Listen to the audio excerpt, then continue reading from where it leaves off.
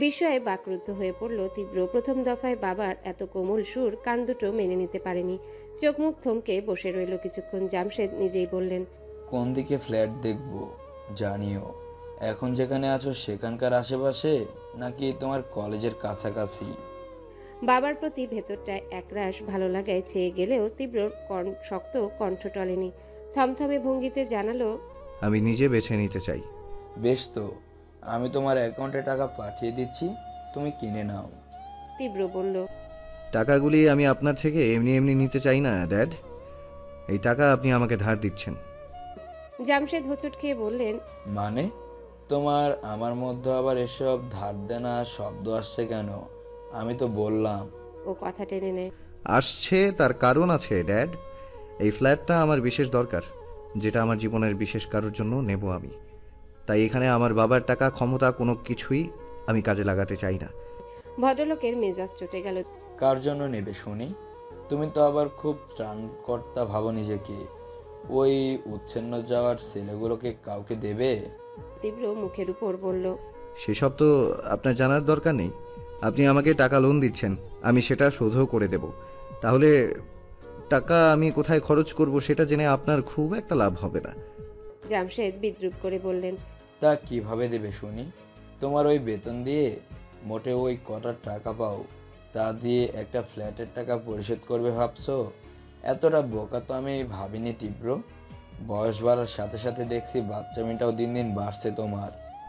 হ্যাঁ তাই, প্রতি মাসে আমার বেতনের বড় অংশটা আমি আপনাকে পাঠিয়ে দেব।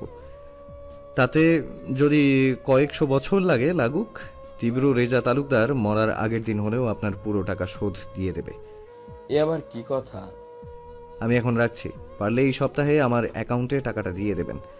আর সামনের মাস থেকে প্রতি 10 তারিখের মধ্যে আপনার অ্যাকাউন্টে 10,000 করে টাকা পাঠিয়ে দেবো আমি। ভাববেন না আমার কথার হেরফের হবে না এবার। তীব্র লাইন কেটে দিল। কিন্তু জামশেদের মাথাটা দপদপ করে উঠল। অজ্ঞাত কোনো ভাবনায় বুকের মধ্যে তেড়ে এলো খচখচানির ধাত। কয়েকদিন যাবৎ কাজের ভীষণ ব্যস্ততা ছিল। ওনার ছেলের খোঁজ নেবেন করেও নেওয়া হয়নি। সব থেকে বড় কথা, তীব্র ঢাকা থেকে গেলই তো কাল। এর আগে ইস্যুটাকে এতটা সিরিয়াস মনে না হলেও এবার ভদ্রলোকের ঘুম ছুটে যাওয়ার অবস্থা হয়। কোথাও গিয়ে মনে হলো আবুলের সেদিনকার কথাই ঠিক। বহু আগে তীব্রর ব্যাপারটা খতিয়ে দেখা উচিত ছিল তার। শুধু কলেজে যাচ্ছে এতটুকু জেনেই হাত পা গুটিয়ে বসে থাকাটা চরম বোকামি হয়েছে। আজ তো ফ্ল্যাট কিনে কাকে দেবে ছেলেটা? এই বিশেষ কেউটাকে। ওখানে গিয়ে আবার কোনো মেয়ের পাল্লায় পড়লো না তো? হঠাৎ মাথায় হাতের স্পর্শ পেয়ে বই থেকে মুখ তুলল পুষ্পিতা। কাজলবিহীন চোখ দুটোই বড় গাঢ় দৃষ্টি তার, কিন্তু নুহার ঠোঁটে হাসি নেই। খুব মন খারাপ করে বলল, তোর মাঝে কত কষ্ট পুষ্পিতা, কই কখনো তো বলিসনি আমাকে। মেয়েটা অবাক হয়। কিসের কষ্ট? নুহা খেকিয়ে ওঠে। ঢং করলে এক চর খাবি। ওই যে তখন খেলার সময় বললি তোর বাড়ি লাগবে। পুষ্পিতা হেসে ফেলল। রক্ত জবান্নে ওষ্ঠ গলে চিরল দন্তপাটি ঠিকরে এলো বাইরে। মাথায় রাখা নুহার হাতটা মুঠোয় নিয়ে বলল, আরে বোকা, তুই এখনো এসব নিয়ে পড়ে আছিস? তখন কি বলেছি, এমন কথা কি ধরতে আছে? তার মানে তোর মধ্যে কোনো কষ্ট নেই? পুষ্পিতা দুপাশে মাথা নাড়তেই অভিমান হলো নুহার। পুষ্পিতা এখন লুকাতেও শিখে গেছে। আর একটা কথাও বলল না সে। গাল ফুলিয়ে গিয়ে চুপচাপ পড়ার টেবিলে বসলো। পুষ্পিতা বিফল শ্বাস ছাড়ে। এই মেয়ে আবার রাগ করেছে? উঠতে নিলেই এমনভাবে বাক্য ছুড়ল নুহা, একদম আমার কাছে আসবি না। 14 তারিখ থেকে আমার পরীক্ষা, পড়বো আমি, তুই তোর মতো থাক। পুষ্পিতা জায়গাতেই দাঁড়িয়ে গেল। নুহা মানা করেছে সেজন্য নয়, অন্য কারণে। এখন তো ফেব্রুয়ারি মাস, 14 তারিখ কবে? ও ত্রস্ত টেবিল থেকে ছোট ক্যালেন্ডার তুলল হাতে। আজকে 12 তারিখ, মানে পরশু 14 তারিখ। হুট করেই তনুজার সেদিনকার কথাটা মনে পড়ল ওর। সে যে বলেছিল 14ই ফেব্রুয়ারি স্যারকে প্রপোজ করবে, তাহলে তো পরশু সেই দিন। মাঝরাতে দরজায় ঠক ঠক শব্দ, যেই আওয়াজ আলোড়ন তুলল গোটা ঘরের ভেতর। চোখের উপর থেকে আড়াআড়ি রাখা হাতটা নামালো তীব্র। কপালে ভাঁজ নিয়ে চাইল পাশে শোয়া নাহিদের দিকে। তার চোখের সাইজ মার্বেল, কেমন সজাগ হয়ে চেয়ে আছে কোথাও। তীব্র কর্কশভাবে বলল, নাহিদ অমনি নড়ে চড়ে উঠে তীব্রর হাতটা জাপটে ধরে মেয়েদের মতো ভীত কণ্ঠে বলল, এত রাতে কি হলো যদি চোর টোর হয়? নাহিদ মেনে নিল। মাথাটাকে একদিকে নেড়ে ভদ্রের ন্যায় বিছানা ছাড়ল। তারপর তখনই তীব্রর ফোনে টুং করে মেসেজ টোন বাজে। স্ক্রিনে ভেসে উঠল অ্যাকাউন্টে টাকা ঢোকার খবর। প্রথমবার বাবার প্রতি প্রসন্ন হাসল সে। নাহিদ হাই তুলতে তুলতে দরজা খুলল ঠিকই, তবে ওপারের মানুষ দেখে পিলে শুদ্ধ চমকে উঠল ছেলেটার। তিনটে বাঘা বাঘা মুখোশধারী লোক দাঁড়িয়ে আছে। এরা কি ডাকাত? কিছু বুঝে ওঠার আগেই হুড়মুড় করে ঢুকে গেল ওরা। গায়ের ধাক্কায় নাহিদ ছিটকে যায় দূরে। চিৎকার করতে যাবে পূর্বেই একজন ওর মুখ চেপে ধরলো। অন্যজন পেছনে গিয়ে পিঠের সাথে মুচড়ে রাখলো হাত। আতঙ্কে অন্তরাত্মা শুকিয়ে গেল ছেলেটার। ঘেমে নিয়ে মুখখানা স্যাঁতস্যাঁতে দেখালো। বাকিজন খুব মোটা গলায় বলল, তোর এত বড় সাহস আমাদের এলাকায় এসে মেয়েদের বিরক্ত করছিলে? নাহিদের চক্ষু চরক গাছ। শব্দ করে জোরে জোরে মাথা নাড়ল দুদিকে, কিন্তু কথা কানে নেয় না সে। বরং পকেট থেকে ছুরি বের করতেই নাহিদের রক্ত ছলকে ওঠে। তৃতীয় জন ছুরিতে হাত বোলাতে বোলাতে বলল, কাল বাড়ির সামনে একটা মেয়ের ওনা ধরে টানছিলে না তুই? আজকে তোর গলা কাটবো দাঁড়া। সাথে গলার রক গিয়ে টান বসাতে নাহিদের সবকিছু থেমে গেল। এই তো এক্ষুনি মরে যাবে ও। গল গল করে রক্ত বের হবে নিশ্চয়ই, ভীষণ ব্যথা করবে। নাহিদ মরার প্রস্তুতি নেওয়ার মাঝে তার হাত মুখ ছেড়ে দিল। ওরা সরে এলো কাছ থেকে। তার চোখে মুখের কাহিল দশা দেখে হু হা করে হেসে উঠল জোরে। নাহিদ কিচ্ছু বুঝলো না। ভরকে যাওয়ার চোখে মেলে দেখছে সবাইকে। যুবক তিনজন টান দিয়ে মুখোশ খুলে ফেললো। অমনি মাথা চক্কর কাটলো। হকচকিয়ে বলল, তোরা? মাথার উপর চাটি মারল মিরাজ। গরু সারা জীবন গরু থেকে গেলি, গলা শুনে তো মানুষ বোঝা যায়, তাই না? নাহিদ ভয় ডর ভুলে ফ্যাল ফ্যাল করে চেয়ে থাকলো। এরা তিনজন এখানে এলো কি করে? হঠাৎ চোখ পড়লো একটু দূরে এসে দাঁড়িয়েছে তীব্র। নাহিদ তুরন্ত ছুটে যায় ওর কাছে। হড়বড়িয়ে বলে, বিট্টু বিট্টু দেখ, ওরা এসেছে। এত রাতে ওরা কি করে এলো এখানে? আমরা অনেকদিন আগেই এসেছি রে ছাগল, বিট্টু বহু আগেই জানতো, শুধু তোকে দেখে ছিলাম আজ। কথা বলতে বলতে তার কাঁধটা পেঁচিয়ে নিল আরমান। নাহিদ কণ্ঠ শৃঙ্গে তুলে বলল, কি বলছিস? আগে হ্যাঁ, তা কেমন আছিস বল? নাহিদ উত্তর দিতে পারল না। ওর বুকখানা এখনো কাঁপছে। যদি সত্যিকারের ডাকাত দল হতো। ভাবতেই ধরফর করে গলায় হাত দিল সে। ব্যাপারটা ওরা হেসে উঠলো আবার। মিরাজ ছুরিটা উঁচু করে দেখালো। আরে এটা প্লাস্টিকের ছুরি, ভয়ে তো খেয়ালও করিসনি। নাহিদ ঠোঁট উল্টে বলল, তোরা আমার সাথে এভাবে মজা নিতে পারলি? আমি যদি ভয় পেয়ে মরে যেতাম? দেখলি বিট্টু কেমন করলো? তুই কিছু বলবি না? তীব্র সত্যিই কিছু বলল না। শব্দহীন ফেরত এলো ঘরে। বিষয়টাতে অবাক হয় সবাই। মুশফিক জিজ্ঞাসা করলো, কি হয়েছে রে ওর? নাহিদ কাঁধ উঁচায়। নীরবে বোঝায় সে জানে না। আরমান বলল, চল ভেতরে যাই। সবাই মিলে তীব্রর ঘরে এলো। লম্বা দেহটা নিয়ে ফের শটান হয়ে শুয়েছে ও। চোখের উপর আবার সে আড়াআড়ি হাত। মিরাজ হা করতে গেলে মুশফিক মানা করলো। ফিসফিস করলো কানের কাছে, মনে হয় ওর মেজাজ ভালো না। এ বাবা, তাহলে এখন ওর জন্য তো এলাম, আড্ডা দেব, মজা করব, আর ও কিনা। আরমান তখন চারপাশটা দেখছিল। মেঝের এক কোনায় বিস্কিটের কৌটা দেখে ত্রস্ত নিয়ে এলো গিয়ে। ঢাকনা খুলে বসলো ফ্লোরে। প্রস্তাব ছুড়ল সবার দিকে। এই আয় তাস খেলি। বিট্টু ওঠ না, কতদিন তাস খেলিনি একসাথে। তীব্র ঘাড় ঘুরিয়ে তাকালো। ভীষণ শান্ত সেই চাহনি। অমনি হুটুপুটি করে গোল হয়ে বসলো সবাই। ভাবলো এক্ষুনি তীব্র উঠে এসে সামিল হবে খেলায়, কিন্তু সময় গেলেও এমন কিছু হলো না। মিরাজ অধৈর্য হয়ে ডাকলো, কিরে বিট্টু আয়। ছেলেটার নিষ্প্রভ জবাব। মিরাজ, আরে তুই না খেললে। শেষ করার আগেই অনীহা দেখে ঘর ছাড়লো তীব্র। অন্য রুমটায় গিয়ে ধরাম করে দৌড় চাপালো। এবার চিন্তা হলো ওদের। আরমান মাথা ঝাঁকিয়ে বলল, ব্যাপারটা তো ভালো লাগছে না। বিট্টুকে এরকম কোনোদিনও দেখিনি। কিছু কি হয়েছে ওর? নাহিদ হা করতে গেলেই মুশফিক আঙ্গুল তুলল। খালি বল যে জানি না। শালা এক ঘরে থেকেও ওর খোঁজ খবর রাখিস না। কেমন বন্ধু তুই? ও মুখ কালো করে বলল, আমি কি করব? বিট্টু তার ভীতু মেয়ের কিছু কথা শোনার পর থেকেই এমন ঝিম মেরে আছে। মিরাজ লাফিয়ে উঠে বলল, কি বলছে ওই মেয়ে? রিজেক্ট করছে আমাদের বিট্টুকে? তাহলে কিন্তু ওই মেয়েকে আমি। নাহিদ থামিয়ে দেয়। আরে না রে ভাই, অন্য ব্যাপার। আমি বাবা বলবো না, তোরা বিট্টুর থেকে শুনে নিস। সে যা পজিটিভ পুষ্পিতাকে নিয়ে কি বলবে, পরে আমাকে মারবে। আমাকে মারবে কথাটা শিশুর মতো করে বলল নাহিদ। মিরাজ চট করে গালটা টেনে বলল, ওলে ওলে বাবুতা, তোমাকে মারবে? নাহিদ ভ্রু কুচকালো। পরপরই শব্দ করে হেসে ফেলল সবাই। সে হাসি শুনেও গাঢ় হয়ে বসে রইল তীব্র। তার মন যোগ কোনোটাও ওসবে নেই। মাথার মধ্যে কেবল পুষ্পিতা ঘুরছে। ওর সে ভেজা কণ্ঠ, চোখ থেকে গড়িয়ে পড়া জল, কষ্ট লুকাতে পালিয়ে যাওয়া, আর বুক ভাঙা নিঃশ্বাসের সাথে উগলে দেওয়া এক একটি বাক্যবাণ। ওই অতটুকু মেয়েটা এত কষ্ট চেপে কিভাবে হাসে, কিভাবে কথা বলে, কি করেই বা স্বাভাবিক থাকে সবসময়। ছোটবেলা থেকে সামান্য বাবাকে কাছে পেত না, আর 10টা বাচ্চার মতো বাবা ওকে কোলে চড়িয়ে স্কুলে নিত না, সময় দিত না বলে বাবার প্রতি আজও তীব্রর কত অভিমান, কত রাগ, মনে মনে কতটা দূরত্ব। কিন্তু ভীতু মেয়ের যে বাবাই নেই, বাবা কি পৃথিবীতে? মেয়েটার তো কেউই নেই। আচ্ছা, কে এইভাবে ভীতু মেয়েকে ঘাট ধাক্কা দিয়ে বার করার ভয় দেখাতো? কে খোঁটা দিত প্রতি কথায়? তীব্রর মাথায় প্রথমেই উঠল খোরশেদের নাম। মুখবিবর শক্ত হলো সহসা। ওই লোকটা তার কোমল ফুলকে এত কষ্ট দিয়েছিল একসময়, আরও ও কি না এইভাবে ছেড়ে এলো? তীব্র নিজের প্রতি রাগে ঘুষি বসায় খাটের কাঠে। না, এইবার আর ছাড়াছাড়ি নয়। লোকটাকে একটা চরম শিক্ষা না দিলে শাস্তি হবে না ওর। যে হাত দিয়ে ভীতু মেয়েকে ঘাট ধাক্কা দিতে চাইতো, এবার সেই হাত ভেঙে গলায় ঝুলিয়ে দেবে তীব্র। ঘড়িতে 8টা বাজতে চলল। তীব্র প্রতিদিন 9টা নাগাদ কলেজের জন্য বের হলেও আজ বেরিয়ে গেল তখনই।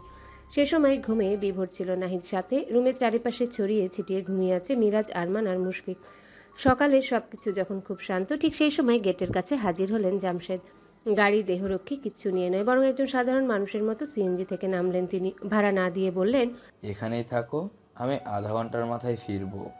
উত্তরে ঘাড় নাড়লেন চালক। এত বড় মন্ত্রী তার সিএনজি চড়ে সুদূর ঢাকা থেকে এখানে এসেছে ভাবতেই উত্তেজনায় জানটা ঝুলে পড়ছে গলায়। জামশেদের পরনে সাদামাটা পাঞ্জাবি। হাতটা গুটিয়ে চারিপাশে চাইলেন। বাড়ির পরিবেশ একেবারেই যাচ্ছে তাই। এমন জায়গায় তীব্র থাকে ভাবতেই নাক সিটকে মাথা নাড়লেন দুপাশে। দুটো বিল্ডিং পরের বিল্ডিংয়ে কাজ চলছে। স্তূপ করে রাখা বালু, গুঁড়ো গুঁড়ো ইটের টুকরো উড়ে আসছে হাওয়ায়। নিস্তেজ সকালে জনমানব কম। জামশেদ রুমালে নাক চেপে দ্রুত পায়ে ঢুকলেন গেট দিয়ে। খবর পেয়েছেন তীব্র 3 তলায় থাকে। সেই মোতাবেক এসে থামলেন ভদ্রলোক। তীব্র খুনাক্ষরেও আন্দাজ করতে পারবে না উনি নিজে আসবেন এখানে। আর সেটাই হবে জামশেদের মোক্ষম সুযোগ। কি ঘোট পাকাচ্ছে এখানে বসে স্বচক্ষে দেখবেন তিনি। কিন্তু বিপত্তি একটা থেকেই গেল। চোখের সামনে পাশাপাশি দুটো ফ্ল্যাটের দরজা দাঁড়িয়ে। এর মধ্যে কোনটাতে থাকে সে? জামশেদ বেশ কিছুক্ষণ অপেক্ষা করলেন। দ্বিধাদ্বন্দ্ব ভুগলেন কোন দরজায় টোকা দেবেন তা নিয়ে। আচমকায় ডান পাশের ঘর হতে মেয়েলি কণ্ঠ ভেসে এলো। কোনো এক মহিলার আওয়াজ। কিছু বলছেন কাউকে। ব্যাস, উত্তর পেয়ে গেলেন জামশেদ। তীব্রর সাথে একটা ছেলে থাকে শুনেছেন, মেয়ে নিশ্চয়ই থাকবে না। এখন অতটা অধঃপতন হয়নি বোধহয়। নিশ্চিন্ত মনে অন্য ফ্ল্যাটে ডোরবেল টিপলেন তিনি। কয়েকবারের এই উৎকট শব্দটায় ঘুম ছুটল নাহিদের। খুব বিরক্ত হয়ে নড়ে উঠল সে। পা দিয়ে বাড়ি দিল পাশে শোয়া আরমানের পায়ে। চোখ ভর্তি ঘুম নিয়ে বলল, যা না, দরজাটা খুলে দিয়ে আয় না। গভীর তন্দ্রায় বিঘ্ন পেয়ে রেগে যায় সে। খ্যাক করে বলে, এ মাসে কি আমি থাকি? তোর মাসে তুই যা। অবলা ছেলেটা নিরুপায়ের ন্যায় বিছানা ছাড়ল। হাই তুলতে তুলতে দরজা খুলল গিয়ে। প্রকাণ্ড ধাক্কায় মুখ থুবড়ে পড়ল। অমনি চক্ষু প্রকট করে বলল, আঙ্কেল আপনি? জামশেদ কপাল কুঁচকালেন। কিছু না বলিয়ে পাশ কাটিয়ে ঢুকলেন ভেতরে। চারিপাশে চোখ বোলাতেই লজ্জায় নুয়ে গেল নাহিদ। ঘর খুব নোংরা, তার উপর বদমাশগুলো চিপস কক্ষে এঁটে সব একাকার করে ফেলেছে। জামশেদ বলেই ফেললেন, এটা রুম না গোয়াল ঘর? নাহিদ মাথা নোয়ালো। ইতস্তত করে একটা চেয়ারে গিয়ে বলল, বসুন না আঙ্কেল। বসলেন তিনি। চতুর্দিকে সতর্ক নজর বুলিয়ে বললেন, তীব্রর সাথে তাহলে তুমি থাকো? ছেলেটা ঘাবড়ে যাচ্ছে। ভীত সন্ত্রস্ত চেহারা নিয়ে ঘাড় নাড়ল কোনো রকম। জি। জামশেদ তুষ্ট হলেন। তীব্র দলবলের মধ্যে একটা ছেলে একটু ভদ্র, ভালো। বাবা মা দুজনেই উচ্চ মাধ্যমিকের শিক্ষক ছিলেন। যাক, সবকটাকে ফেলে যে তার গুণধর ছেলে রুমমেট হিসাবে একে বেছে নিয়েছে ভালো লাগলো জেনে। ভারী গলায় শুধালেন, তা সে কোথায়? ঘুম আসছে নিশ্চয়ই। যাও ডেকে বলো তার বাবা এসেছে। নাহিদ মিনমিন করে বলল, মানে ও তো নেই আঙ্কেল, অনেক আগেই বেরিয়ে গেছে। জামশেদের গোটানো কপাল মিলিয়ে গেল। বিস্মিত হলেন খুব। 12টার আগে ঘুম না ভাঙা ছেলে 8টায় বেরিয়েছে, তাহলে তো ঘুম থেকে উঠেছে আরও আগে। নিম্নষ্ট চেপে কিছু একটা ভাবলেন তিনি। নাহিদ এক পা বাড়াতে নিলেই বললেন, কোথায় যাচ্ছ? ছেলেটা ত্রস্ত দাঁড়িয়ে যায়। মিনসে কণ্ঠে বলে, জি মানে একটু চা বানিয়ে দিই আপনাকে? লাগবে না। যে সময় নিয়ে চা বানাবে ওই সময় নিয়ে ঘরটা গোছাও। দেখতেও তো রুচি হচ্ছে না। ও চুপসে বলল, জি আঙ্কেল। জামশেদ একটু চুপ থেকে বললেন, একটা কথা বলো তো আমায়। নাহিদ চোখ তুললে শুধালেন, তোমার বন্ধু এখানে কি কি কারসাজি করছে? ও বোঝেনি। বোকার মতো চেয়ে থাকতে দেখে তিনি নিজেই বললেন, দেখো, তোমাকে আমি বেশ ভালোই জানি। তোমার বাবাকেও তো চিনি। বাড্ডার কত মান্যগণ্য শিক্ষক তিনি। তার শিক্ষকের ছেলে হয়ে তুমি নিশ্চয়ই চাইবে না তীব্র ভুল পথে যাক। ও কি এখানে আসে চাকরি বাকরি করছে, নাকি বাড্ডার মতো কোনো চাল চালছে? হঠাৎ করে একটা জায়গায় থাকতে গাজীপুর কেন এলো? আর এখান থেকেই বা যেতে চাইছে না কেন? হুট করে মাস্তানি ছেড়ে ভালো হয়ে যাওয়ার কারণটাই বা কি? সত্যি করে বলো তো। জামশেদ যেন জিজ্ঞাসা করছেন না, ধমকাচ্ছেন ওকে। নাহিদ ঢোক গিলল। তীব্র চাকরি করছে এটা তো সত্যি, কিন্তু তার আসল উদ্দেশ্য যে পুষ্পিতাকে পটানো, আর এটাও মরে গেলেও বলবে না। মুখে কুলু পাড়তে দেখে সন্দেহ গাঢ় হয় জামশেদের। উঠে এসে কাছে দাঁড়ালেন নাহিদের। কাঁধে হাত রেখে বললেন, শোনো, তুমি নিঃসংকোচে আমায় জানাতে পারো তীব্র কি সত্যি বদলিয়েছে, নাকি ওর মাঝে অন্য কোনো উদ্দেশ্য রয়েছে ওর? নাহিদ বিলম্বহীন মাথা ঝাঁকালো, স্ফূর্ত চিত্তে বলল, জি আঙ্কেল। বললে বিশ্বাস করবে না, বিট্টুর মাঝে কি মারাত্মক চেঞ্জ এসেছে এখন। ও সারা রাত পড়াশোনা করে জানেন, কত সকালে উঠে কলেজে যায়। সে তো আজকে নিজেই দেখলেন, নিজের কাপড় নিজেই ধোয়, মাঝে মধ্যে রান্নাও করে। এখন আর কারোর সাথে বাজে ব্যবহার করে না। আগে যেভাবে মেয়েদের সাথে অতুইতকারি করতো, এখন তো আপনি ছাড়া কথাই বলে না। আপনি সামনাসামনি না দেখলে ভাবতেই পারবেন না সে বিট্টু মাস্তান এখন ভদ্র সভ্য লেকচারার তীব্র হয়ে গেছে। কথা শেষে হাসল সে। জামশেদ সবটাই মন দিয়ে শুনলেন, হাস্যহীন বললেন, আমি আসলে ভাবতে পারছি না। দেখো, আমি চাইলে তোমার বন্ধুর পেছনে লোক লাগিয়ে সব খবর 2 মিনিটে আমার আঙ্গুলের ডগায় আনতে পারি, কিন্তু কাউকে ভরসা না করে নিজের চোখে দেখে যাচাই করতে এসেছি। তা হঠাৎ তার এই চেঞ্জের কারণটা কি? নাহিদ জিভে ঠোঁট ভেজায় থেমে থেমে মিথ্যে বলে, আসলে আমিও জানি না আঙ্কেল, তীব্রকে তো চেনেনি। ওর মনে কি চলে আমাদের তো স্পষ্ট করে বলে না কিছু। তবে যতদূর জানি ওর মাস্তানি করতে একঘেয়ে লাগছিল।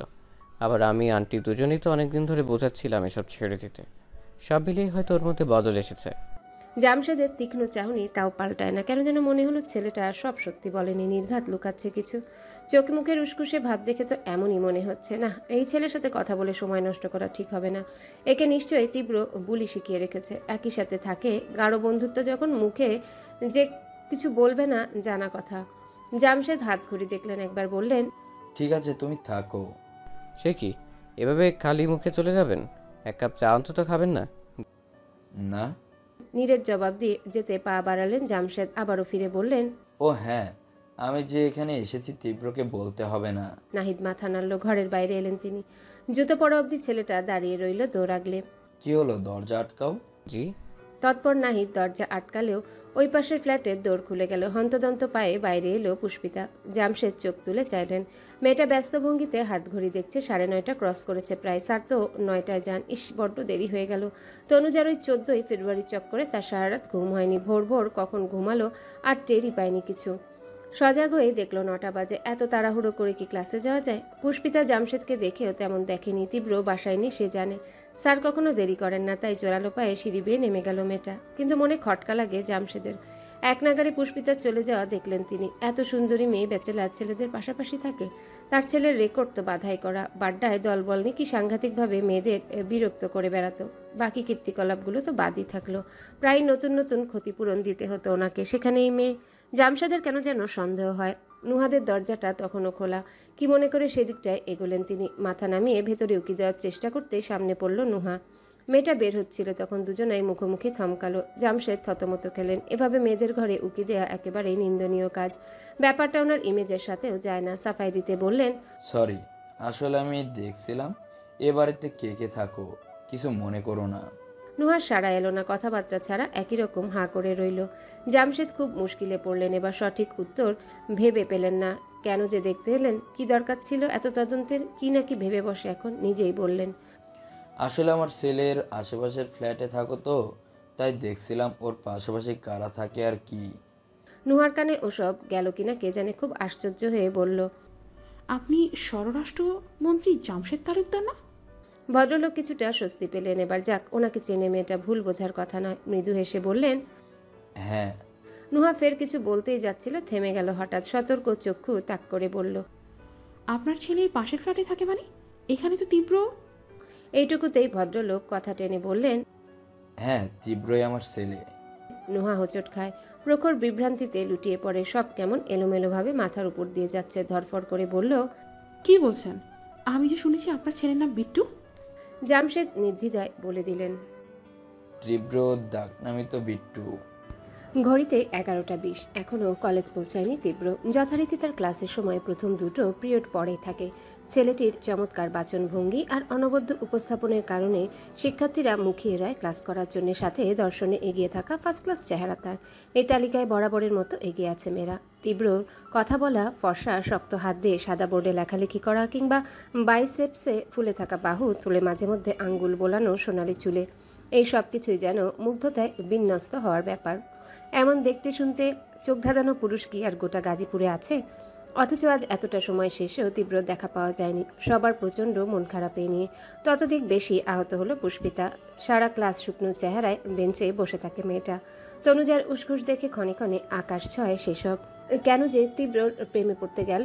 এখন এই তনুজা স্যারের জন্য ছটফট করছে, একটুও যে সহ্য হচ্ছে না ওর। এর মধ্যে ক্লাসে দপ্তরি ঢুকলেন।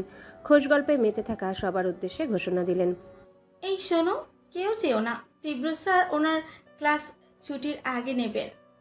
যেমন ব্যস্ত পায়ে এসেছিলেন অমনভাবে আবারও বেরিয়ে গেলেন তিনি। কিন্তু হইচই বেঁধে গেল ছেলে মেয়েদের মাঝে। তীব্রর ক্লাস মানে বইয়ের কঠিন পাতাও চোখের সামনে স্বচ্ছ জলের মতো। হা, অভাগাগুলো কি আর জানে বিদ্যা নেই স্যারের ভেতরের রহস্য? রাতভর বই গিলে খেয়ে ক্লাসরুমে উগড়ে দেওয়ার ঘটনা জানে না। জানলে কি করতো? বয়কটের ডাক দিয়ে শহর মাতাতো নিশ্চয়। সবাই স্রোতে থই থই নদীর মতো খুশি, আনন্দ তাদের জিভের ডগায়। কিন্তু পুষ্পিতার ওই খুশি আর ফেরত আসেনি। তনুজার হাসি হাসি মুখখানা দেখে চুপসে বসেছে আদল। তাতে এক কৌটা ঘি ঢালতে মেয়েটা লাফিয়ে উঠল ফুর্তিতে, হই হই করে বলল, উফ, ফাইনালি স্যার আসছে। আমি তো ভাবলাম আজ আমার প্রপোজ করাই হবে না। নীরস পুষ্পিতার নয়ন দুটো চমকে উঠল অমনি। ধরফর করে বলল, আজ প্রপোজ মানে? তনুজার রাঙা ঠোঁটে লাজুক হাসি ভিড়ল। মাথা নুইয়ে মুচকি হাসল একটু।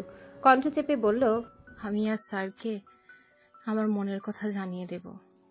স্থান কাল ভুলে আর্তনাদ করল পুষ্পিতা। কি? তার চিৎকার দূর দূরান্তে পৌঁছে যায়। সামনের বেঞ্চ হতে সবাই উৎসুককে ফিরে যায় পেছনে। তনুজা থতমত খেলো, হাসার চেষ্টা করে বলল, sorry, you guys carry on. সবকিছু আবার আগের মতো। তটস্থ চাউনিগুলো ফেরত গেল জায়গায়। তনুজা ফিসফিস করে বলল, আরে পুষ্পিতা, কি করছো? সবাই শুনে ফেলবে না? আচ্ছা, বুঝেছি, বেশি এক্সাইটেড হয়ে গিয়েছিলে। শোনো, আমি না আসার সময় দুটো গোলাপ কিনে এনেছি, বুঝলে? ব্যাগে আছে, দেখবে? পুষ্পিতা হ্যাঁ না বলল না। তার মাথাটা প্রবল বেগে ঘুরছে। কণ্ঠে উদ্বেগ ঢেলে বলল, কিন্তু তনুজা আজ স্যারকে প্রপোজ করবে কেন? তুমি তো বলেছিলে পরশুর কথা।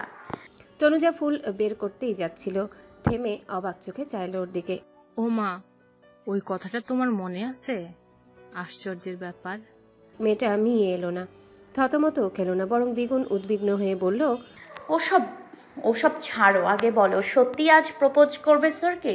তনুজার বিস্ময় ভাব হয়ে পড়ে। মুখখানা উজ্জ্বল দেখায় খুব। লাজুক কণ্ঠে বলল, হ্যাঁ। মাথায় বাজ পড়ল পুষ্পিতার। নরম স্বরের মেয়েটা হুট করে চেঁচিয়ে বলল, কি? কেন? তনুজা ফের ভড়কে যায়, চোখ ঝাপটে ফিসফিস করে, আরে আস্তে, বারবার এমন করছো কেন? সবাই শুনলে কি ভাববে? কে কি ভাববে তা নিয়ে পুষ্পিতার ভাবান্তর নেই। বাসি লুচির মতো নেতিয়ে আসছে মন। তনুজা নিজেই বলল, আসলে আগামী 2 দিন আমি কলেজে আসব না। আমার মামাতো ভাইয়ের বিয়ে, বুঝলে? সিলেটে যাব সবাই মিলে। তাই ভাবলাম শুভ কাজটা আগেই সেরে রাখি। আর তাছাড়া ইদানিং স্যারের জন্য অন্য মেয়েগুলো কেমন হাওয়াতের মতো করছে, দেখেছো? এই যে স্যার আসবে শুনে কি হাহি লাগাইছে। এদের জন্য আর কোনো রিস্ক নেব না। একবার স্যার একসেপ্ট করুক, পটিয়ে পাটিয়ে 2 মাসের মধ্যে বিয়ে করে ফেলবো। পুষ্পিতা থমকে রইল দুঃখে। বুক চেরা ভারী শ্বাস গিলে বসে থাকলো অমন। তনুজার সাথে স্যারের বিয়ে হবে? ওর তীব্র স্যারের? স্যার একসেপ্ট করবেন ওকে? তরুণীর মৃগনয়ন ঝলসে যেতে চায় হৃদয় দহনে। উদাস চোখ ভরে ওঠার ইচ্ছে দেখায় বড্ড। কিন্তু পুষ্পিতা কাঁদল না। বুকের তোলপাড় কিছু যুক্তির ভিড়ে চাপা দিয়ে রাখলো। ব্যগ্রচিত্তে মনকে বোঝালো, তনুজা তো স্যারকে সেই প্রথম থেকেই ভালোবাসে। আমি ওদের মাঝখানে উড়ে আসা পাতার মতো তৃতীয় ব্যক্তি। শুধু শুধু কষ্ট পাচ্ছিস কেন পুষ্পিতা? কি লাভ এতে? তোর মতো অনাথ আশ্রয়হীন মেয়েকে কি আর স্যারের মতো অত বড় মাপের মানুষ কোনোদিন জীবনে জড়াবে? কিন্তু মাথার যুক্তি মন শুনে না। তারা ফুঁসে উঠে প্রতিবাদে, চিৎকার ছড়ে বিরোধিতায়। তীব্রর কাছে আসার এক একটি দৃশ্য মনে করিয়ে বুক জ্বালিয়ে দেয় অনলে। পুষ্পিতা না চাইতেও চোখের কোণে উপচে এলো জলরাশি। ভর্তি কোটর হতে একটা দীর্ঘ কণা গালে লুটিয়ে পড়ার আয়োজন করছিল খুব। সে সময় ক্লাসে ঢুকে তীব্র। সহসা তীরস্থ বেগে দাঁড়িয়ে যায় সবাই। তনুজার পর পুষ্পিতাও উঠে দাঁড়ালো। তবে মনে হলো একটা নিথর দেহ টেনে হিঁচড়ে সোজা করেছে কেউ। অমন মর্মাহত মেয়েটিকে তীব্র একবার ফিরেও দেখেনি। শক্ত গলায় ভারী আওয়াজ তুলল, সিট ডাউন। এখন ফেব্রুয়ারি মাস, দীর্ঘদিনের শীতের দাপাদাপির পর এখন হুড়হুড়ে রোদ উঠার পালা। সারাদিনের মতো প্রখর দুপুরও মিষ্টি হবে, নৈসর্গিক প্রশান্তি নেমে আসবে হৃদয়ে মননে। কিন্তু বসার ঘরে থম ধরে থাকা তরুণীর মন মেজাজ জমে রইল শুভ্রকায় এক হিমালয়ের মতন। শৃঙ্গের কোল ছুঁয়ে এক্ষুনি ধসে পড়বে তুষার। নুহার চোখ বেয়ে টলটল জল গলার খাজে গিয়ে থামল। এমনিতে সে কাঁদে না, ওই কথায় ফ্যাচ ফ্যাচ করে কাদার মেয়ে তো একেবারেই নয়, কিন্তু আজকে কান্না পাচ্ছে, একটা গোটা আকাশ ভেঙে মাথায় পড়ার মতো কান্না, সাথে রাগ ক্ষোভের অদম্য কিছু পোকা কিলবিলিয়ে ছুটে যাচ্ছে শরীরে। পুরো পৃথিবী গুড়িয়ে ফেলার রাগ হচ্ছে নুহার। তবু যদি শাস্তি হতো একটু। আচমকা ভীষণ জোরে কেঁদে ফেলল নুহা, হা হুতাশ করে প্রলাপ করল। এত বড় ভুল তুই কি করে করলিস নুহা? তুই না খুব বড়াই করিস মানুষ চিনতে ভুল হয় না বলে। কোথায় গেল সেই বড়াই? দিনের পর দিন একটা মাস্তান শিক্ষক সেজে তোর সরল বন্ধুটাকে ঠকিয়ে গেল, আর তুই বুঝতেও পারলি না। উল্টো তার হয়ে প্রশংসা করতে করতে ওর মনে প্রেম উস্কে দিলি। এখন কি হবে? পুষ্পিতা যখন জানবে তার আজকের এই পরিস্থিতির জন্য দায়ী সেই গুন্ডাই ওর স্যার, যাকে সত্য মেয়েটা ভালোবাসতে শুরু করেছে, তাকে নিয়ে এসব ও মানবে কি করে? কি করে সামলাবে নিজেকে? মন ভাঙার মতো কষ্ট যে পৃথিবীতে নেই। ছি নুহা, কেন আরেকটা সমাধান হলি না তুই? কেন? কান্নাকাটির মাঝেই হঠাৎ শব্দ এলো কেন? ওপাশের দরজা হতে বাইরে এসেছে বেশ কটা গলার স্বর। নাহিদকে কিছুতেই আজকে মিরাজরা অফিসে যেতে দিল না। ছেলেটা শার্ট প্যান্ট পরে তৈরিই ছিল, কিন্তু যেতে পারেনি। তিন বন্ধু জোর করে আটকে রাখলো বাসায়। নিঃসহায় এ যুবক প্রতিবারের মতো আজকে ওদের সাথে পেরে ওঠে না, কিন্তু মনে মনে ভীষণ চিন্তায় কাহিল নাহিদ। নতুন চাকরি, প্রথম সপ্তাহেই অ্যাবসেন্ট, কাল অফিসে ঢুকতে দেবে তো? সে বাইরে এসেও একই কথাই বলল। মিরাজ, আমি যাই না ভাই, প্লিজ। আমার নতুন চাকরি ছুটে গেলে কি হবে? আরমান সানন্দে বলল, ছুটে গেলে ধরে এনে দেব, আর আমাদের বিট্টু আছে তো, এত ভাবছিস কেন? মুশফিক সহসা পিঠে চড় বসালো। রেগেমেগে বলল, এখানে বিট্টু উচ্চারণ করতে মানা করেছি না? ও থাকলে এখনই তোর কবজি ভুনা করে ফেলতো। ছেলেটা জিভ কেটে ফিসফিস করলো। সরি ভাই, সরি। সবাই মিলে জুতা পড়ল। মুখ কালো করে দরজায় তালা ঝোলালো নাহিদ। ছেলেটা শত আপত্তি থাকা সত্ত্বেও কোথাও একটা বগল দবা করে নিয়ে চলল ওরা। এই পুরো দৃশ্য ফ্যাল করে দেখে গেল নুহা। লুকিং গ্লাসে চোখ পেতে দাঁড়িয়ে থাকা মেয়েটার সামনে সবকিছু কেমন জলের মতো স্বচ্ছ হলো অচিরে। হুট করেই মানুষপটে ভেসে উঠল কতক ছবির ন্যায় দৃশ্য। সেই উত্তরার ওভারব্রিজের নিচে গাড়িতে বসে একটা ছেলে তার উদ্দেশ্যে বাজে গান গেয়েছিল। হ্যাঁ, ওই ছেলেটাও তো ছিল এখানে।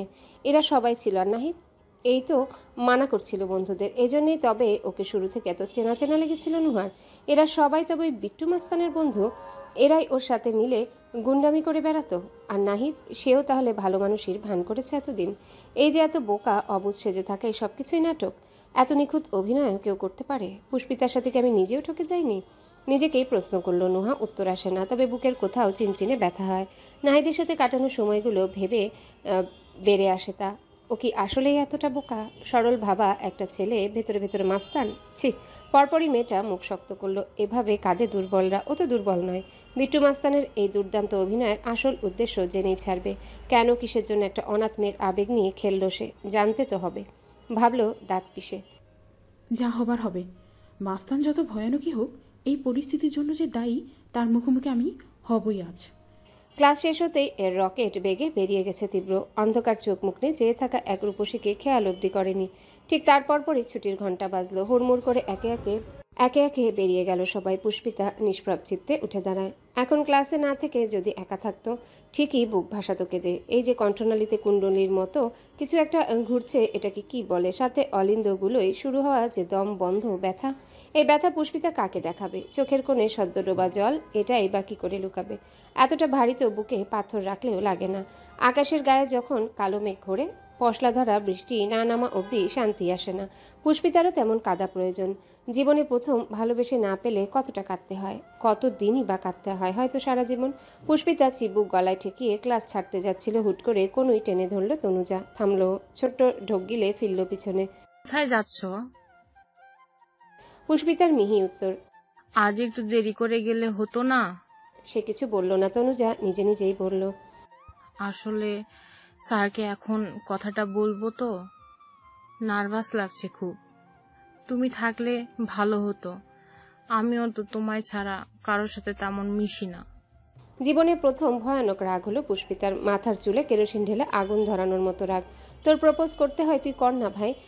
মরতে আমাকে যেতে হবে কেন? যাকে ভালোবাসি তাকে অন্য মেয়ে প্রেমের প্রস্তাব দেবে আর আমি তামাশা দেখবো দাঁড়িয়ে? এটা কত যন্ত্রণার কেউ জানে? এই কষ্ট, এই বুক ব্যথা খালুজানের অপমানের থেকেও ধারালো, মিথিলার উঠতে বসতে কথা শোনানোর থেকেও মর্মান্তিক, চারিপাশের মানুষের চরিত্র নিয়ে কথা বলার চেয়েও জঘন্য। ওসব কষ্ট একটা সময় ভুলে থাকা যায়, কোনো সুখের মলম দিয়ে প্রলেপ আঁকা যায় উপরে, কিন্তু নিজের ভালোবাসাকে অন্যের হতে দেখা যায় কখনো? এই মর্মপীড়ার কোনো বিশ্লেষণ নেই থাকলে কবে উপশম আসতো দুনিয়ায়। এত মন ভাঙা মানুষ কি আর বালিশ ভেজাতো কেঁদে? না, এসব হজম করার সাহস পুষ্পিতার নেই। মেয়েটা আলগোছে ক্লেশ চাপা দিল ভেতরে, ধীর জবাব ছুড়ল। আমার মাথা ব্যথা করছে তনুজা, বাড়ি গিয়ে ঘুমাবো, ছাড়ো প্লিজ। তনুজা মুখ কালো করল, অথচ আজ পুষ্পিতা ফিরেও দেখেনি। নিজে থেকে হাত ছুটিয়ে চুপচাপ চলে যায়। উপায় না পেয়ে তনুজা সাহস টানল বুকে, ঠোঁট ফুলিয়ে ফুলিয়ে শ্বাস ফেললো কপার। সত্যিই ভীষণ নার্ভাস লাগছে, এত ঘামছে নাক মুখ। হাত উল্টে চটচটে তরল মুছে নেয় মেয়েটা। ব্যাগ থেকে টকটকে লাল গোলাপ দুটো তুলে নেয় মুঠোয়, কাঁধে ব্যাগ ঝুলিয়ে পিঠের সাথে ফুল ঠেকিয়ে বেরিয়ে আসে। তারপর গুটি গুটি পায়ে গিয়ে দাঁড়ায় তীব্রর অফিস রুমের সামনে। সে পুরুষ ব্যস্ত তখন, কী সব একগাদা ফাইল গোছগাছ করছিল। পুরোটা সময় তনুজা আবিষ্ট মুহে দেখে যায় ওকে, মন প্রাণ দিয়ে চায় এই সুপুরুষ একান্ত মানুষ হোক তার জীবনে, তবে আর কিচ্ছু চাওয়ার থাকবে না, কিচ্ছু না। তীব্র ফাইল রেখে গাড়ির চাবি ভরল পকেটে, ফোন হাতে নিতেই তনুজা মৃদু কণ্ঠে বলল, আসবো স্যার। এতক্ষণে চোখ তুলে চাইল সে। চশমার ফাঁক হতে বিলাতি নয়ন সোজাসুজি ঠিকরে পড়ায় তনুজা গুটিয়ে এলো একটু। তীব্র শুভ্র মুখে হাসি বিলীন, চোখ নামালো আবার, বলল ছোট করে, আসুন। তনুজা ভেতরে যায়। এই দৃশ্যে পুষ্পিতার বুকের পাঁজরসহ টনটন করে উঠল। এতক্ষণে চেপে রাখা জল ছুটে বেরিয়ে আসে গতিতে, গাল গলা সব ভিজে যায়। অচল পা টেনে টুনে রিক্সা ডেকে উঠে পড়ে তখন সন্ধে। অবসন্ন পায়ে বাড়ি ফিরল তীব্র। যেমন সকাল সকাল বেরিয়ে গিয়েছিল ও পৌঁছাতে তেমনই দেরি। দরজায় তালা ঝুলছিল, নাহিদ এখনও ফেরেনি। তীব্র পকেট থেকে চাবি বের করে, খোলার সময় একবার ঘাড় কাত করে দেখে নেয় পুষ্পিতাদের ফ্ল্যাটের দিকে। ওদের দরজা হা করে খোলা। 2 মিনিট আগেই পুষ্পিতা ছাদে গিয়েছে কাপড় তুলতে। তীব্র সেসব জানে না। উৎসুক নয়নজোড়া মিছিমিছি খুঁজে বেড়ালো প্রিয় সেই মুখ। ভীতু মেয়েটার সাথে আজ সারাদিন দেখা হয়নি, ক্লাসেও ইচ্ছে করে হদিস করেনি তীব্র, অথচ এখন একটুখানি দেখার জন্যে বক্ষভাগে উচ্চাটন হচ্ছে ভীষণ। মেয়েটা তো ছুটির পরেও তো গেটে ছিল না, মাঝখান থেকে একটা উটকো ঝামেলার জন্য তারই বের হতে দেরি হয়েছিল। অবশ্য তাতে খারাপ কিছু হয়নি, পুষ্পিতার সাথে থাকলে ফ্ল্যাটের কাজটা এত আরামসে করতো কি করে তীব্র দরজার লক ঘোরালো। ঘরে গিয়ে আগে ফ্রেশ হোক, তারপর ঠান্ডা মাথায় মেয়েটাকে কাছে টাকার একটা অজুহাত খোঁজা যাবে। মস্তিষ্ক যখন সেই চিন্তায় ব্যস্ত, সহসা পাশ হতে ডেকে উঠল কেউ একজন। বিট্টু। তীব্র তাকায়নি, বেখেয়ালে জবাব দেয়, হুম। পরপরই চমকে উঠল সে। তাড়াক করে লাফিয়ে উঠে দৃষ্টি চকিত ফিরে যায় পেছনে। নিজেদের চৌকাঠে দাঁড়িয়ে আছে নুহা। মেয়েটার মুখের পরতে পরতে প্রস্তর বসানো, এত শক্ত নিস্পৃহ চাহনিও হয়। তীব্র স্তব্ধ হয়ে গেল ওকে দেখে। হকচকানো ছাপ পড়ল চেহারায়। নুহা এগিয়ে আসে, কণ্ঠে শ্লেষ উপচে পড়ছে যেন। কি ঠিক নামে ডেকেছি তো, নাকি কিছু ভুল বললাম? বিট্টু না, বিট্টু মাস্তান। কোনটা ডাকলে ভালো হতো বলুন তো? তীব্রর মাথা ফাঁকা হয়ে যাচ্ছে, স্তম্ভিতে নীল ছোবলে ঢোক গিলছে শুধু। বা হাত তুলে কপালের ঘাম মুছল। কথা বলতে গিয়ে জড়িয়ে এলো জিভ। কি করে জানলে? নুহা বিদ্রুপ করে হাসলো। যাক, অস্বীকার করেনি দেখে ভালো লাগলো। পরপরই চিবুক কঠিন করে বলল, আমি অনেক ঠক প্রতারকের গল্প শুনেছি, কিন্তু চোখে দেখলাম প্রথমবার। এত নিখুঁত অভিনয়, আপনাকে তো অ্যাওয়ার্ড দিলেও কম হয়ে যাবে। আচ্ছা, লজ্জা করে না আপনার? পরিচয় লুকিয়ে একটা মেয়ের সাথে দিনের পর দিন নাটক করতে বিবেকে বাঁধলও না? এইসবে আপনাকে ভালোবাসতে শুরু করেছিল পুষ্পিতা, আর আপনি? তীব্র কিছু বলতে যায়, হাত উঁচিয়ে বাদ সাধল নুহা। ক্রুদ্ধতায় একাকার হয়ে বলল, আপনার কোনো সাফাই শুনতে আমি রাজি, শুধু বলতে এসেছিলাম আপনার সমস্ত খেলা শেষ বিট্টু মাস্তান। এই ভালো সভ্য মানুষের যে মুখোশটা আপনি পরে আছেন, এখন পুষ্পিতার সামনে আজকেই খুলে দেব আমি। কথা শেষও হয় না, আচমকা তীব্র ঝড়ের বেগের মুখ চেপে ধরল। কলিজা শুদ্ধ ছলকে উঠল নুহার। কোনো কিছু বোঝার আগে তীব্র হিড় করে টেনে ওকে ঢুকিয়ে নিল ঘরে। শক্ত পায়ের এক লাথিতে দৌড় আটকে গেল, আবার ভয়ে আতঙ্কে গলা শুকিয়ে আসে নুহার। শরীরের সব কিছুই অবশ্যই রয়, ভাবে এই তো এখানেই তার জীবনের সব কিছু শেষ। মোজাইকের সিঁড়িগুলোয় যেন অমাবস্যা নেমেছে। সদ্য সন্ধে সবটুকু দাপট এখানে। এক গাদা কাপড় কোনো রকমে বাহুতে আগলে সুইচ টিপল পুষ্পিতা। অমনি ঝকঝকে আলোয় ভরে গেল সিঁড়িঘর। পুষ্পিতা ঘরে ঢুকতে গিয়েও থামে, আর চোখ ঘুরে চায় তীব্রদের ফ্ল্যাটে। ভ্রু বাঁকায় সহসা। যাওয়ার সময় তালা দেখেছিল, এখন তো নেই। স্যার কি ফিরেছেন? তীব্রর কথা ভাবতেই পুষ্পিতার বুক জুড়ে উচ্চাটন নামে। সবকিছু আগের মতো আবেগে ফেপে আসতে চায়, কিন্তু আজকে ওদের নদীর মতো বইতে সে দিল না, বরং ক্লেশের সেই যন্ত্রণা গিলে নিল সাগ্রহে। স্যার এলেও বা ওর কি, সে তো এখন তনুজার। স্যার নিশ্চয়ই তখন প্রেমের প্রস্তাবে রাজি হয়ে গেছেন। অবশ্য হওয়ারই কথা। তনুজা ভালো ঘরের মেয়ে, দেখতেও ভালো, কত প্রফুল্ল চটপটে। ওর মতো সারাদিন ভয়ে ডরে নেতিয়ে থাকে না, ওর মতো এক পা ফেলতেও 10 বার ভাবে না। পুষ্পিতা ঢোক গিলে দীর্ঘশ্বাস ফেললো, ঘরে ঢুকলো নজরের সাথে, মন ফেরানোর প্রয়াস নিয়ে। পারল কি কে জানে, কিন্তু দৌড় চাপানো সেই শব্দ পৌঁছে গেল তীব্র সজাগ কানে। সহসা নুহার মুখ ছেড়ে সরে এলো। মেয়েটা যেন এতক্ষণে প্রাণ ফিরে পেয়েছে। বুকে হাত দিয়ে রুদ্ধ শ্বাস ফেলল কবার। হাঁপানি রোগীর মতো দম টেনে বলল, আপনি এত পুরো কথা উচ্চারণের আগে ফের মুখ চেপে ধরল তীব্র। ফুঁসে উঠল শিখার ন্যায়, তুই তো সুবিধার মেয়ে না, তোকে এখানে রাখা যাবে না, আয়। তারপর আরেকবার টানতে টানতে নুহাকে ভেতরে নিয়ে চলল তীব্র। মেয়েটা তখন স্তব্ধ প্রায়। যে ভয় জেগেছিল মনে, বিস্ময়ের দোলাচলে ছাপিয়ে গেল সব। তীব্রর মুখে তুই শব্দ লেলিহানের ন্যায় ঝাঁজিয়ে তুলল কান। মনে পড়ল সেই প্রথম সাক্ষাতের দিন, যে মানুষটা অভিভাষণ শুরু করেছিল আপনি আজ্ঞে দিয়ে। আলাপচারিতায় বিনয়ের সাথে জিজ্ঞাসা করেছিল, জি ভালো আছি, আপনি? অথচ ভেতরে ভেতরে তার আচরণ এতটা নিকৃষ্ট। তীব্র জোরালো পায়ে নিজের ঘরে এলো, নুহাকে কাছ থেকে ছিটকে ফেললো ভিতরে। বিদ্যুৎ বেগে ছিটকিনি তুলল দরজার। মেয়েটা আটকে উঠল অমনি।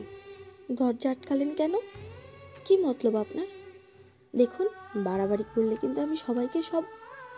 তার চেঁচামেচির মাঝে তীব্র চোখ বুজে দাঁত পিষে ধরল। দরজার পাশের দেয়াল ঘেঁষেই একটা ছোট্ট টেবিল বসানো, ওপরে এক ঝুড়ি ফলের কাছে চকচক করছে ছুরি। প্রখর আক্রোশে সেটা হাতে নিয়ে তেড়ে এলো তীব্র। গাত্রের সমস্ত রক্ত অবধি ছলকে উঠল নুহার।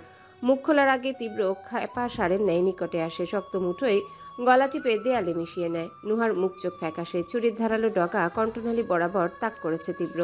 হুঙ্কার ছুড়ল সাথে, একদম চুপ, ভুলে যাবি না আমি এখন তীব্র নেই। তুই বিট্টু মাস্তানের সামনে দাঁড়িয়ে আছিস, এতটাও সাহস দেখাতে আসিস না। নুহা ঢোক গিলতে চাইল, অথচ তীব্র গলা এত শক্ত করে ধরেছে দম আটকে আসছে প্রায়। সর্বদা ফটফট করা মেয়েটা তুতলে উঠল কথা বলতে গিয়ে। কি করতে চাইছেন আপনি? ছাড়ুন আমাকে। পুষ্পিতা আপনার এই রূপ দেখলে কতটা ঘৃণা করবে আপনাকে আপনি নিজেও জানেন না। তীব্র বাঁকা হাসলো, রক্তে মাখো মাখো চোখ দুটোতে নুহাকে ঝলসে দেওয়ার ইচ্ছে। কে বলবো ওকে? তুই কিভাবে বলবি? আজকে যদি তোকে এখানেই পুঁতে ফেলি, তো জিভটা কেটে ওয়াশরুমে ফ্ল্যাশ করে দেই, তখন?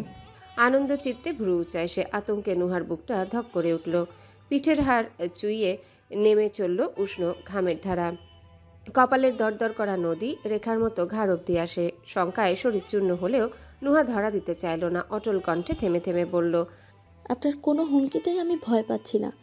একটা মাস্তানের থেকে আর কি আশা করা যায় বলুন তো? অবশ্য রাগ তো আমার নিজের উপর হওয়া উচিত।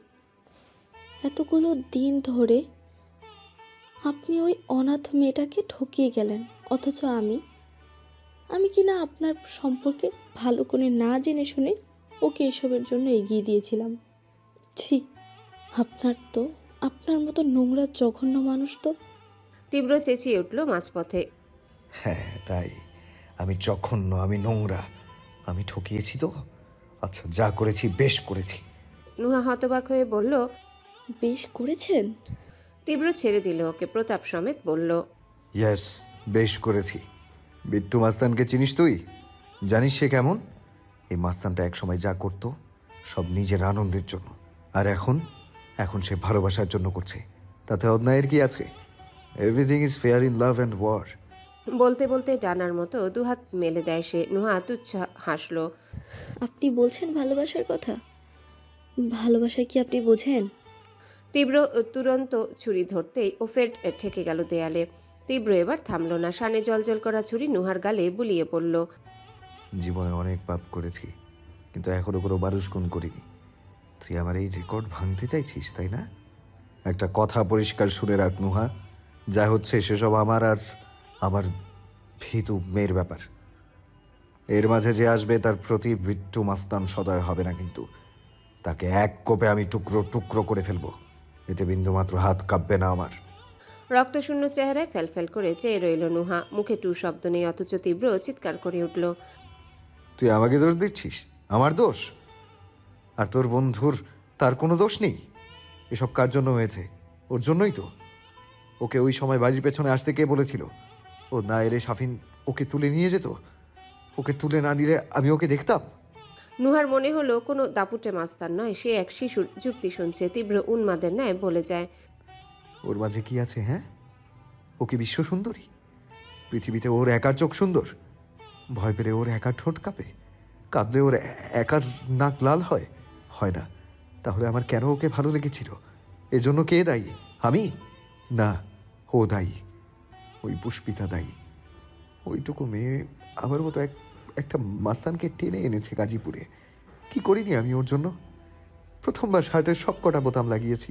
এই এই দেখ, এই দেখ দেখ। তীব্র বোতামের কাজটা খামচে ধরে টানলো, ঝাঁকিয়ে ঝাঁকিয়ে দেখালো নুহাকে। মেয়েটা বুদ্ধিভ্রষ্টের ন্যায় দাঁড়িয়ে।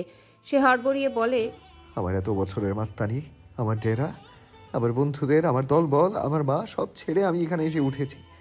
যে বিট্টু কোনো দিনও নিজের জন্য পড়েনি, ভার্সিটির প্রফেসরদের মাথায় বন্দুক ঠেকিয়ে সেমিস্টার পার করেছে, সে একজন ভুয়া শিক্ষক সেজে বসে আছে এখানে। প্রতিদিন রাত জেগে পড়ে, দিনের বেলা ক্লাস করানো কত কষ্ট তুই জানিস? জানবি কি করে? তুই তো শুধু ফটর ফটর ছাড়া কিচ্ছু পারিস না। এসব করেছিস কখনো? তীব্র নিজের বুকে জোরে জোরে থাবা মেরে বলল, আমি করেছি। আমি কেন করেছি? তোর ওই বন্ধুর কাছাকাছি থাকবো তাই। শালার যে আমি কখনো আস্তে কথাই বলতে পারতাম না, তাকে এখন সবার সামনে বিনয়ে দেখাতে হয়। 80 বছরের বুড়ো যেখানে আমাকে 4 আঙ্গুল ঠেকিয়ে সালাম দিত, সেই আমি এখন অন্যকে সকাল সন্ধ্যা স্যার বলে ডাকি। তুই ছাড়া আমার মুখে কোনো শব্দ ছিল না যেখানে, সেখানে আমাকে ভদ্রের প্রতিনিয়ত নাটক করতে হচ্ছে। একটা মাস্তানকে তোর বন্ধু উত্তম কুমারের মেরে মেরে গান শিখিয়েছে। ভালো কাজ, ভালো মানুষ, মানুষ মানুষের জন্য। স্যার বিপদে সবাইকে সাহায্য করা উচিত, এসব বলে বলে আমার কি অবস্থা করেছিল যে আমার এত দিনের মাস্তানি আমি একদিনে ধ্বংস করে দিয়ে এসেছি। কেন করেছি এসব? হ্যাঁ, তোর ওই বন্ধুর জন্য। তাহলে দোষ কার? কার অন্যায়? ওর। পুষ্পিতার অন্যায় এসব। আমি ওকে ভালোবেসে এসব করছি, ভবিষ্যতেও করব। আমার যা ইচ্ছে হবে আমি তাই করব। ও কেন আমাকে উস্কে দিয়েছিল? ও কেন রাত নেই দিন নেই চোখের সামনে ঘুরঘুর করতো আমার? আমি কি ওকে ডেকেছিলাম? তাহলে কেন এসেছিল বল? বল, তোর কাছে উত্তর আছে এসবের? হা করে কি দেখছিস? আছে উত্তর? নুহা মুখ খুলল না, বললও না কিছু, শুধু জ্বরের মতো মুখ দুটো নয়ন মেলে রইল। তীব্র হাঁসফাঁস করে ছুরি ছুঁড়ে মারল, মত্তের ন্যায় চুল খামচে ধরল মাথার, প্রলাপ করলো বিড়বিড়িয়ে, ওই মেয়ে আমায় পাগল করে দিচ্ছে। খেতে দেয় না, ঘুমোতে দেয় না। আমি ঠিক করে কিছু করতেই পারছি না ওর জন্য। শুধু ওর দিকে চেয়ে থাকতে ইচ্ছে করে। ওর কাঁপা কাঁপা কণ্ঠ, ওর চুপসে থাকা মুখ, ওর হাসি সারাক্ষণ আমার মাথার মধ্যে কিলবিল করে বেড়ায়। কোন জন্মে শত্রুতা মেটাচ্ছে ও? হ্যাঁ, আমি কি ওকে চিনতাম? ও কেন এসেছিল সেদিন? কেন? বলতে বলতে আস্ত টেবিল উল্টে দিল তীব্র, জগ গ্লাস থুবড়ে পড়লো ফ্লোরে, কাজগুলো ভেঙে চুরে ছড়িয়ে গেল চারিদিকে। নুহার অন্তরাত্মা লাফিয়ে বেড়ায়, হাত দিয়ে মুখ চেপে ধরে। তীব্র নিজেতে নেই, হিতাহিত জ্ঞান শূন্য সে। রাগে আক্রোশে জোরে জোরে ঘুষি মারল দেয়ালে। নুহা কেঁদে ফেললো, শব্দ পেয়ে আগুন চোখে ফিরল তীব্র। তুই ভীতু মেয়েকে সব বলে দিবি তাই না? আমার এত কষ্ট এত পরিশ্রম সব নষ্ট করে দিবি? তুই এখন মুখ খুললে তো ভীতু মেয়ে আমাকে ভালোবাসবে না। ভালোবাসবে কি? কাছেই তো আসবে না, সেই আগের মতো পালিয়ে বেড়াবে। আমাকে দেখলে, আমার কথা শুনলে যেভাবে ভয় পেত অমন করবে। তাহলে কি হবে? আমার তো ওকেই লাগবে। I need her badly. আমি ওকে ছাড়তে পারবো না। আমি ওকে ভালোবাসি। ও দূরে যাবে কেন? না না, আমি কিন্তু তোকে সত্যি খুন করে ফেলবো। ছুরিটা কোথায় গেল? তীব্র আশেপাশে চাইলো, তার হন্যে 2 চোখ ছুরি খুঁজছে। নুহা ভেজা চোখ মুছলো, দম টেনে শক্ত করলো চিবুক, পায়ের কাছ থেকে ছুরিটা তুলে বাড়িয়ে ধরলো ওর দিকে, বলল মিহিস্বরে, নিন। তীব্র থামে, থমকায়, সহসা গাঢ় ভাজে গুছিয়ে আসে কপাল। এক পল ছুরির দিকে চেয়ে নুহার দিকে দেখলো ও বলল, নিন ধরুন। মারবেন না আমাকে? মারুন, তবে গলা কাটবেন না, এসবে অনেক কষ্ট। আপনি বরং সিনেমার মতো পেটে ঢুকিয়ে দিন, সব লেটা চুকে যাবে। তীব্র বিভ্রান্ত হলো, ছুরিটা কেড়ে নিল, তবে কর্কশ কণ্ঠে বলল, নাটক করছিস আমার সাথে? ও মুখের উপর বলে দেয়, না, আপনার মতো অত ভালো নাটক আমার জানা নেই। তবে এইটুকু বলতে পারি, পুষ্পিতাকে আমি কিছু বলবো না। তীব্র ললাট রেখা প্রগাঢ় হলো, সন্ধিহান তার চাহনি। নুহা নিজেই বলল, ভাববেন না আপনার গলা কাটার হুমকিতে ভয় পেয়েছি, ওসব আমি গায়ে লাগাইনি। মেয়েটার কণ্ঠে চোটপাটের রাজত্ব। একটু আগে যে মারাত্মক ভয়ে কেঁদে ফেলেছিল, থমকে গেছিল বক্ষস্পন্দন, এসবও কিছুতেই বুঝতে দেবে না। তবে পুষ্পিতাকে কিছু না জানানোর সিদ্ধান্ত ভিন্ন। ভয় পেলেও নুহা দমে যেত। তীব্র কি বোকা? মেয়েটার কথায় চতুরের ন্যায় হাসল সে। সন্দেহী কণ্ঠে বলল, তাহলে এই তো একটু আগে লাফালি, সব বলে দিবি করে হঠাৎ মত বদলের কারণ? নুহা উত্তর দিল না। ভেজা কণ্ঠে পাল্টা প্রশ্ন ছুড়ল, আপনি সত্যি পুষ্পিতাকে এতটা ভালোবাসেন স্যার? তীব্র শক্ত গরম বদলে যায়, নিভে আসে উষ্ণ চোখ। নুহার কোটর দুটো ছলছল করে উঠল। মনস্তাপে হাবুডুবু খেলো কণ্ঠস্বর। আসলে পুষ্পিতারা না অনেক দুঃখী জানেন। ছোটবেলা থেকেই দেখেছি ওকে। যে বয়সে আমি বাবার কোলে চড়ে খেলনা কিনতে যেতাম, সে বয়সে ও খোরশেদ চাচার জুতো মুছে দিত। যে বয়সে মা আমার পেছনে খাবার সমেত ছুটতো, সে বয়সে ও মিথিলার জামা আয়রন করত। যখনই আমাদের বাসায় আসতো না, বাবার দিকে হা করে চেয়ে থাকতো পুষ্পিতা। চোখে টইটুম্বুর জল নিয়ে ছুটে পালিয়ে যেত তখন। ওসব বুঝতাম না, কিন্তু এখন বুঝতে পারি। পুষ্পিতাটা আমার বাবার মধ্যে ওর বাবাকে খুঁজে বেড়াতো। আমাদের পরিবারের দিক দেখে নিজের পরিবারের জন্য কাঁদত। ও ছোট থেকে এত নরম গোছের শান্ত মেয়ে না, একদম আমার উল্টো। সেজন্য আমার অন্যরকম একটা মায়া কাজ করে ওর প্রতি। আমি ওকে ডেকে ডেকে মিশতাম। এমন করতে করতে কখন যে বেস্ট ফ্রেন্ড হয়ে গেলাম বুঝতেই পারিনি। তারপর জানলাম মেয়েটার নিজের বলতে কেউ নেই। এই গোটা পৃথিবীতে ও একটা বিন্দুর মতো একা। হ্যাঁ, সালমা আন্টি ওকে খুব আদর করতেন, কিন্তু মা তো মাই হয় বলুন। সত্যি বলতে আমি আন্টি ছাড়া পুষ্পিতাকে নিঃস্বার্থভাবে কেউ কখনো ভালোবাসেনি। আত্মীয় স্বজন সবাই ওকে তো করুণার চোখে দেখতো না। তারপরেও মেয়ে মানুষ, বাগে পেলেই কাজের লোকের মতো খাটিয়ে নিত সবাই। শেষবার যখন পুষ্পিতার চরিত্র নিয়ে কথা শুনলো, অপমানিত হয়ে বাড়ি ছেড়ে এলো, সে সময় আমি মন প্রাণ দিয়ে চেয়েছিলাম এই দুঃখী মেয়েটার জীবনে এমন কিছু ঘটুক যাতে ওর সব দুঃখ মিটে যাবে। যে কোনো স্বার্থ নয়, ভালোবাসার জন্যই ভালোবাসবে ওকে। মন খুলে হাসবে পুষ্পিতা, প্রাণবন্ত হবে। থামলো নুহা। গাল বেয়ে চোখের জল গলার ভাঁজে এলো। ঘর জুড়ে নীরবতা নামে। তীব্র মনোযোগ দিয়ে শুনছে। ও ফিরে চাইলো এবার, চোখে মুখে আনন্দ নিয়ে বলল, এমন হয়েছিল স্যার। আপনি আসার পর সত্যি এমন হয়েছে। যেদিন আপনার জন্য দুটো ছেলেকে পুষ্পিতা থাপ্পড় মেরেছিল, সেদিন ওর চোখের মুখের আলোটুকু আমি নিজের চোখে দেখেছি। ওভাবে হাসতে খুশি হতে আমি ওকে কখনো দেখিনি। আপনি আসার পর থেকে পুষ্পিতার মধ্যে চমৎকার বদল এসেছিল। হাসতো, গল্প করতো, কথা বলতো, অল্পতে ঘাবড়ে যেত না, ভয় পেত না। আপনি নিজেও জানেন না, ম্যাজিক শুধু আপনার ক্ষেত্রে নয়, ওর ক্ষেত্রেও হয়েছে। তীব্র চোখ নামায়, শুভ্র দাঁতে চেপে রাখে নিচের ঠোঁট। নুহা বলেই গেল নিজের মতন, আমি ভেবেছিলাম আপনি পরিচয় লুকিয়ে পুষ্পিতার ক্ষতি করতে চাইছেন। ওর কাছেই শুনেছিলাম তো, ওদের বাড়ি থেকে থানা পুলিশ হলে আপনি ওকে আবার তুলে নেয়ার হুমকি দিয়েছিলেন। সেজন্যই তো খুব ভয় পেয়ে গেছিলাম। কিন্তু একটা মাস্তানের মাঝেও যে ভালোবাসার এমন আমূল পরিবর্তন আসতে পারে তা জানতাম না। আপনি রাগের মাথায় বেখেয়ালে আমাকে আপনার সব সত্যি বলে দিলেও আমি কিন্তু পুরোটা মন দিয়ে শুনেছি স্যার। তেমন অবাকও হয়েছি আপনার প্রত্যেকটা কথায়। এতটাও ভালোবাসা যায় কাউকে? সত্যি কি পৃথিবীতে এত গভীর ভালোবাসা বলতে কিছু আছে? আপনার চোখে পুষ্পিতাকে হারানোর ভয় স্পষ্ট দেখেছি আমি। তাহলে আপনিই বলুন স্যার, যে মানুষটা আমার ওই দুঃখী বান্ধবীটাকে ভালোবেসে এত কাঠখড় পোহালো, তার অনিষ্ট আমি কি করে করি? পুষ্পিতাকে আপনার থেকে দূরে সরিয়ে দিলে আমার সেই পাপ কি আদৌ ক্ষমার যোগ্য হবে? তীব্রর মুখায়বব শান্ত। এতটা সময়ের দপদপে অনল ঘেরা নয়ন নিশ্চল হলো একটু, অথচ অনিশ্চয়তার বান ছুড়ল প্রশ্নে, কোনো রকম চালাকি করছো না তো? এখান থেকে বেরিয়ে খোল পাল্টে। নুহা কথা কেড়ে নেয়, সিক্ত চোখ মুছে বলে, আমি আমার আল্লাহর নামে বলছি স্যার, এবার অন্তত বিশ্বাস করুন। নুহা এমনিতেও মনে এক আর মুখে আরেক কথা বলার মেয়ে নয়।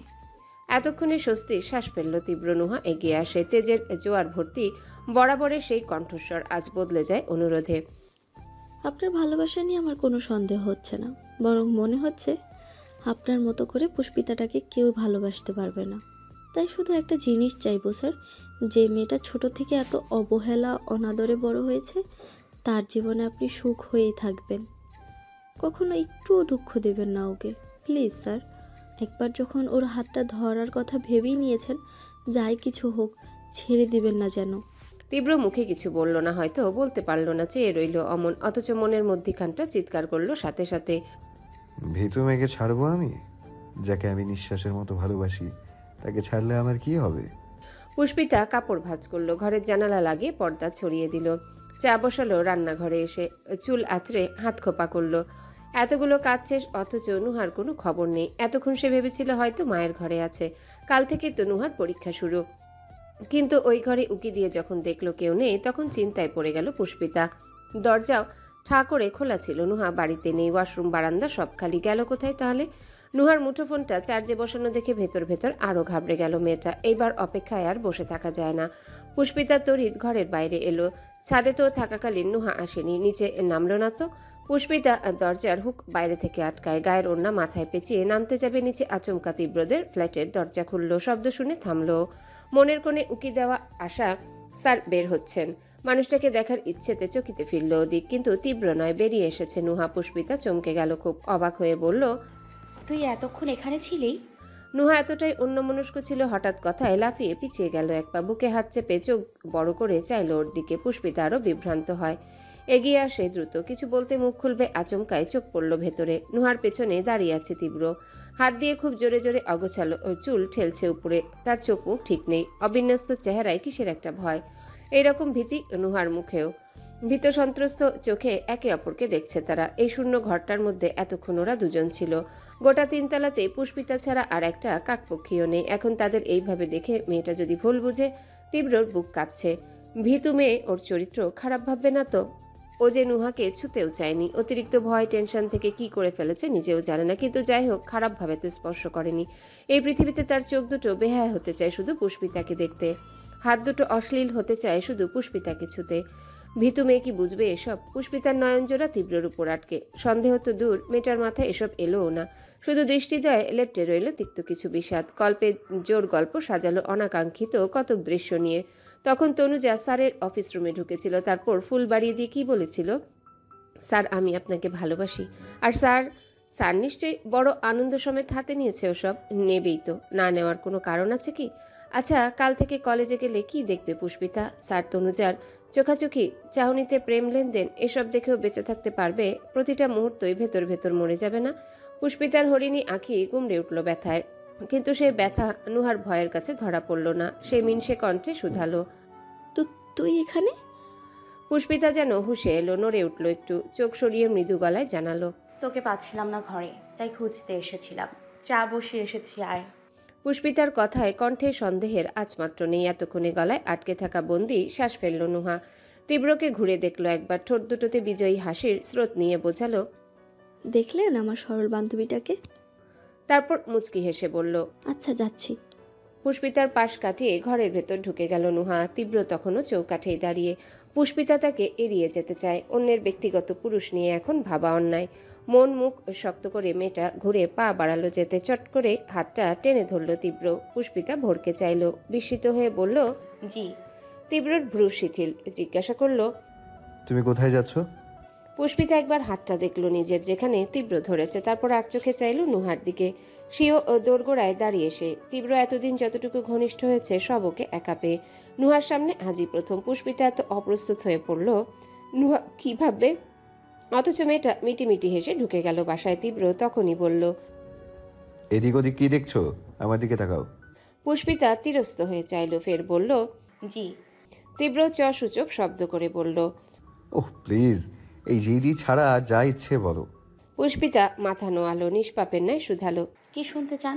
তীব্র প্রেমিক রূপটা চট করে সত্তায় ফিরে আসে। লম্বাটে দেহ নিয়ে ঝুঁকে গেল একটু, ফিসফিস করলো ধরা গলায়, এমন কিছু যা তুমি আমাকে বলতে চাও কিন্তু পারছো না। কানের পর্দায় তীব্র উষ্ণ শ্বাসের বাড়িতে পুষ্পিতার সমস্ত শরীর শিরশিরিয়ে উঠল। গলা শুকনো কাঠ, যেখানে আগুন দিলেই দাউ দাউ করে জলে পড়ে সব।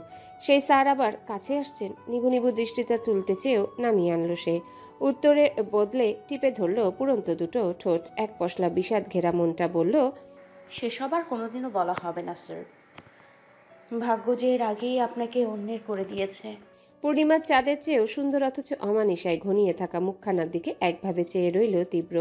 চাহনিতে তার নরণ নেই, পল্লবে পতন নেই, শুধু মোহগ্রস্তের ন্যায় ভাবল, আমি কিচ্ছু শুনতে চাই না ভিতুমে, শুধু চাই তুমি আমায় এতটাই ভালোবাসো যাতে তোমাকে ছাড়া আমার শ্বাস প্রশ্বাসও বন্ধ হয়ে আসবে। দগদগে তেজি সূর্যটা তখন মাথার উপর। এক হাত জিভ দেখিয়ে শ্বাস ফেলছে রাস্তার নেড়ি কুকুরের দল। আকাশে কোনো পাখি নেই, পবনে নেই শীতলতা। এমন ফ্যাসফ্যাসের সময় রিকশা থেকে উদ্ভ্রান্তের ন্যায় নামলেন সালমা বেগম। রাহাত নেমেছে মায়েরও আগে। ভদ্রমহিলা চোখ তুলে হাসপাতালের বড় সাইনবোর্ডটা দেখলেন একবার, তারপর ছেলের হৃষ্টপুষ্ট পেল ভাতটা ধরে হন্তদন্ত পায়ে ভেতরে এলেন। সরকারি হাসপাতাল, চারিপাশে ভিড় ভাট্টায় এক শেষ। যেখানে সেখানে রোগীর ছড়াছড়ি। একদণ্ড মুক্ত শ্বাস ফেলার জো নেই কোথাও। লিফটের সামনে অনেকক্ষণ হতে দিয়ে দাঁড়িয়ে থাকার পর সিরিয়াল পাওয়া যায়। তবে এখানেও স্বস্তি নেই। 6 জনের লিফটে পারলে 10 জন উঠে পড়ে। ঠাসাঠাসির মাঝে ছেলেটাকে নিয়ে বড় কসরত করে দাঁড়িয়েছিলেন সালমা। 4 তলা আসতে নেমে এলেন ত্রস্ত। ওয়ার্ড বাম দিকে যেতে যেতে ঘাম মুছলেন সালমা। কপালটা মসৃণ রইলেও চোখ দুটো বর্ষার মতো ভিজে গেল আবার। ওয়ার্ডের দরজায় এসে ভদ্রমহিলা এদিক ওদিক চাইলেন। রাহাত চিল্লিয়ে উঠল, ওই তো আব্বু। 27 নম্বর বেডে শোয়া লোকটাকে দেখে সালমার বুকটা ছ্যাদ করে উঠে।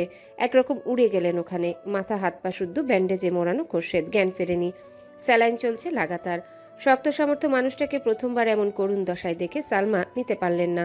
অত অত মানুষের মাঝে হাউমাউ করে কেঁদে উঠলেন। আশপাশ থেকে মানুষ ফিরে ফিরে চাইল।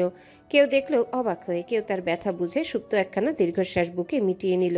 রাহাতের চোখে পানি। তরতাজা বাবাটা তার সকালবেলা অফিসের জন্য বেরিয়ে গেল, অথচ এখন কেমন বেডে শুয়ে আছে। খোরশেদের বিছানা ঘেঁষে একজন মধ্যবয়সী পুরুষ বসে আছেন। সালমার রাহাতকে কিছুক্ষণ দেখলেন মনোযোগ দিয়ে, রয়ে শোয়ে শুধালেন, জি মানে আপনার কি ওনার বাড়ির লোক? হঠাৎ প্রশ্নে সালমার কান্না থামে। ফিরে চাইলেন নিকাবের উপর হতে। কোনো রকমে আওয়াজ ফুটল গলায়, জি আমি ওনার স্ত্রী, কিন্তু আপনি কে? লোকটা যেন এই কথায় হাজার গুণ স্বস্তি ফিরে পেলেন। ব্যস্ত ভঙ্গিতে বললেন, আমার নাম হাসান আহমেদ, ওনাকে আমি হাসপাতালে নিয়ে এসেছি। আমি ফোন করেছিলাম। সালমা বেগম অবাক হলেন প্রথমে। ভেজা চোখ দুটো ভীষণ কৃতজ্ঞতায় লুটিয়ে যেতে চাইল। দুহাত জড়ো করে বললেন, আপনাকে অনেক ধন্যবাদ ভাই, আপনার উপকার আমার সারা জীবন মনে থাকবে। হাসান আহমেদ পাল্টা দুহাত এক করে বললেন, না না এভাবে বলবেন না, মানুষ হিসাবে এটা আমার দায়িত্ব। পরপরই কপালে চিন্তার রেখা ফুটল। বললেন, কিন্তু ওনাকে দেখে তো ভদ্রলোক মনে হচ্ছে, ওনার সঙ্গে এমন শত্রুতা কার থাকতে পারে বলুন তো? সালমা বুঝতে না পেরে বললেন, ঠিক বুঝলাম না, আপনি যে ফোনে বলছিলেন ওনার অ্যাক্সিডেন্ট হয়েছে, তাহলে শত্রুতার কথা এলো কেন? ভদ্রলোক জিভে ঠোঁট ভেজালেন, জি অ্যাক্সিডেন্ট তো বটেই, এটাও এক ধরনের দুর্ঘটনাই। আমি আপনাকে পুরোপুরি মিথ্যাও কিন্তু বলিনি, তবে এই দুর্ঘটনাটা গাড়ির তলায় পড়েছিল না। দয়া করে একটু খুলে বলুন ভাই, আমি আসলে এখন এত জটিলতা নেওয়ার অবস্থায় নেই, বুঝতেই তো পারছেন। জি জি আমি হেয়ালি করছি না, আসলে ব্যাপারটা হয়েছে কি, আমার অফিসেও মতিঝিলে সব সময়ের মতো লাঞ্চ ব্রেকে চা খাচ্ছিলাম। সে সময় উনি ওই দোকানে এলেন, চায়ের জন্য দাঁড়িয়েছিলেন। হঠাৎ কোথা থেকে কিছু গুন্ডা মতো ছেলেপেলে এলো। এরপর কথা আছে বলে একটু সাইডে নিয়ে গেল ওনাকে। বিষয়টা আমার ভালো লাগেনি, বলতে পারেন কিছুটা তক্তে তক্তে চেয়েছিলাম বোঝার জন্য। তারপর দেখলাম হুট করেই ওরা ওনাকে মারধর শুরু করলো। সালমা আতকে বললেন, সে কি কি বলছেন? জি আমি আসলে বীর পুরুষ হতে পারিনি, ওখানে যারা ছিল তারাও পারেনি, এতগুলো লোক কেউ এগোলো না। আমি একা কি করতাম বলুন? আপনাদের চোখের সামনেই ওরা ওনাকে বেধড়ক মেরেছে। এরপর যখন রেখে গেল তখন কয়েকজন মিলে হাসপাতালে নিয়ে আসি। বাকিরা চলে গেছে কিছুক্ষণ হলো। ওনারা সেন্স ছিল তখন, ফোনের লকও খুলে দিয়েছিল বাড়িতে জানানোর জন্য। একটু আগে ইঞ্জেকশন দেওয়া হলো তো তাই ঘুমাচ্ছে। সব শুনে সালমা বেগমের মাথায় বাজ পড়ল। থম মেরে বসে রইলেন অমন। ছোট্ট মাথার অধিকারী রাহাতও সমান বিস্মিত। তার বাবাকে কেউ কেন মারবে? সালমার সব জট পাকিয়ে গেছে। দ্বিধাদ্বন্দ্ব ভরা নজর ক্ষণে ক্ষণে স্বামীর উপর ফেলছেন। লোকটা আরও কিছু কথা বললেন নিজের মতো, তারপর বিদায় নিয়ে চলে গেলেন। এতক্ষণ খোরশেদের বাড়ির লোকের অপেক্ষাতেই ছিলেন তিনি, কিন্তু সালমার বিস্ময় গেল না। তার মধ্যেই হাজির হলো নার্স। ডাকলো বেশ রুক্ষ গলায়, বেড নম্বর 27-এর বাড়ির লোক এসেছে। রাহাত স্তম্ভ হয়ে থাকা মায়ের বাহু ধরে ঝাঁকালো, জানালো ছোট কণ্ঠে। আম্মু, নার্স ডাকছে। তড়িঘড়ি করে চোখ মুছলেন সালমা। ত্রস্ত পায়ে কাছে আসতেই উনি বললেন, আপনাকে স্যার ডাকছেন, আসুন আমার সাথে। রাহাতকে বাবার পাশে বসিয়ে সালমা নার্সের পেছনে গেলেন। নিদ্রিত বাবাটাকে দেখে রাহাতের ক্ষুদ্র বুকে মোচড় দেয়। মাংস ফোলা নয়নজোড়া মুছে নেয় হাত উল্টে। আর একটু এগিয়ে গিয়ে ছোট ছোট আঙ্গুল চালিয়ে চুল গুছিয়ে দেয় বাবার। এত কি ভাবছো?